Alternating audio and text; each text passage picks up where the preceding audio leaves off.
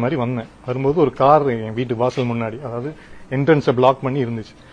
So நான் காரை, ஏன்னா இது உங்களுக்கே தெரியும் 7H பஸ் போகிற ரூட், ரொம்ப நேரம் வண்டியை வெளியில் பார்க் பண்ண முடியாது. ஸோ நான் பார்க் பண்ணிட்டு எல்லா கடையிலையும் கேட்டுட்டு இருக்கேன், யார் இந்த வண்டியை விட்டாங்க, உங்கள் கடையில் வந்தாங்களான்னு. யாருமே தெரில அப்படின்னு.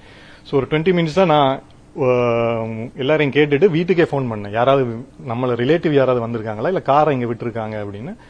அக்கா சொன்னா யாருமே அப்படி வரல அப்படின்னு. அப்புறம் இவன் என் தம்பி, கசின் பிரதர், இவன்ட்ட நான் போன், இவன் மேல இருக்கான், ஃபோன் பண்ணி உங்க வீட்டுக்கு யாராவது வந்திருக்காங்களாடா, கார் இருக்கு, நான் ரொம்ப நேரமா ரோட்ல நின்றுட்டு இருக்கேன் அப்படின்னா, இவன் எங்க வீட்டுக்கு வரலன்னு இவன் கீழே வந்தான். கீழே வந்து ஒவ்வொரு கடையா கேட்கும்போது இவன் போய் டீ பாய்ல கேட்டான். அப்போ ஒரு ஃபேமிலி, ஒரு ஹஸ்பண்ட் அண்ட் ஒய்ஃபும் ஒரு அம்மாவும் எங்க வண்டி தான் அப்படின்னு சொன்னாங்க. அப்ப நான் கேட்டேன், எங்க 20 நிமிஷமா கேட்டுட்டு இருக்கேன், நோ பார்க்கிங்னு அதுல போட்டிருக்கு, அதையும் தாண்டி விடுறீங்களே, கொஞ்சம் வண்டி எடுங்க அப்படின்னு சொல்லிட்டு நான் வண்டி ஏற போயிட்டேன்.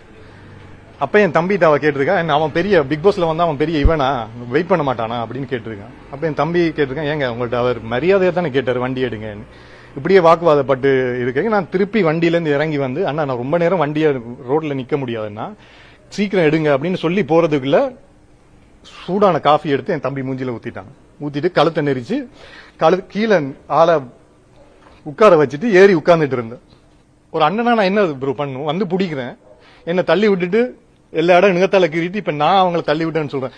இதுல அவர் சொல்றாரு, நான் ஜட்ஜோட பையன், எனக்கு என்ன செய்யணும்னு தெரியும் அப்படின்னு சொல்றாரு சார்.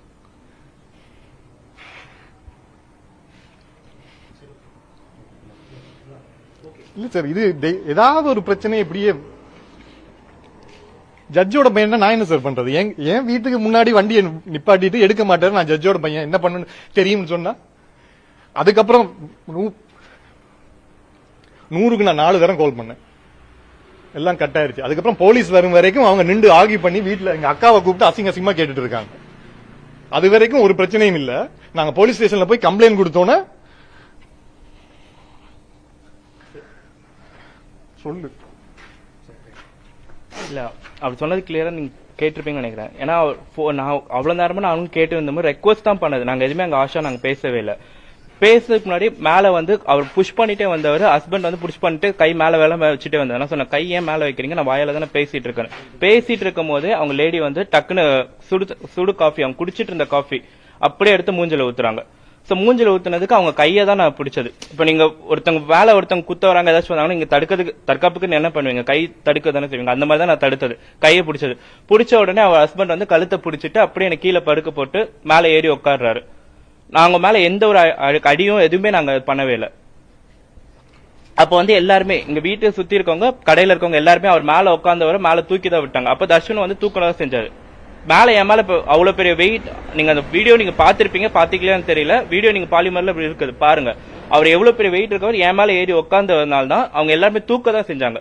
தூக்கி விட்டதுக்கு அப்புறமேட்டு வந்து என்னையதான் வந்து இது பண்ணிட்டு இருந்தது, அடிச்சிருந்தது. அந்த லேடி மேல நான் எந்திரிச்சு வரேன், அவங்க அம்மா வந்து ஓடி வந்து என் முடிய பிடிச்சி இழுத்துட்டு கன்னத்துல 2 அடி, இந்த இடத்துல 2 அடி அடிச்சிட்டு இருக்காங்க. நான் கீழே படுத்துட்டு இருக்காம எந்திரிக்கும் போது இது நடக்குது. நான் வந்து அவங்க மேல அடிச்சேன்றாங்க. எங்க கிட்ட சிசிடிவி இல்ல, கேமரா இல்ல, ஓகே. பட் ஆனா நீங்க நடந்தவங்க இங்க இருக்கவங்க கிட்ட யார்கிட்ட வேணா கேளுங்க. கேட்டு பாத்தீங்கன்னா என்ன உண்மை நடந்துச்சுன்றது கிளியரா அவங்களே சொல்லுவாங்க. யார் அபியூஸா பண்ணாங்க, யார் மேல கை வச்சாங்க, என்னென்ன பண்ணாங்கன்றது எல்லார்கிட்ட நீங்க அவங்க கிட்ட கேட்டாவே கிளியரா தெரியும். சண்டை முடிஞ்சதுக்கு அப்புறம் நின்று பேசிட்டு இருக்காங்க சார். அப்பெல்லாம் நெஞ்சு வலி வரலையா சார்?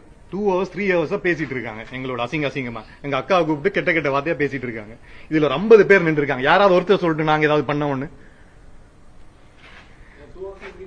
இதுல வாசலே நின்று வண்டி எடுக்க மாட்டேன், நான் ஜட்ஜோட பையன், உனக்கு நான் யாருன்னு காட்டுறேன்னு சொல்லி நின்றுட்டு இருக்காரு. எங்க அக்கா வந்து கையெடுத்து கும்புற கெட்ட வார்த்தையெல்லாம் அந்த அம்மா பேசுறாங்க.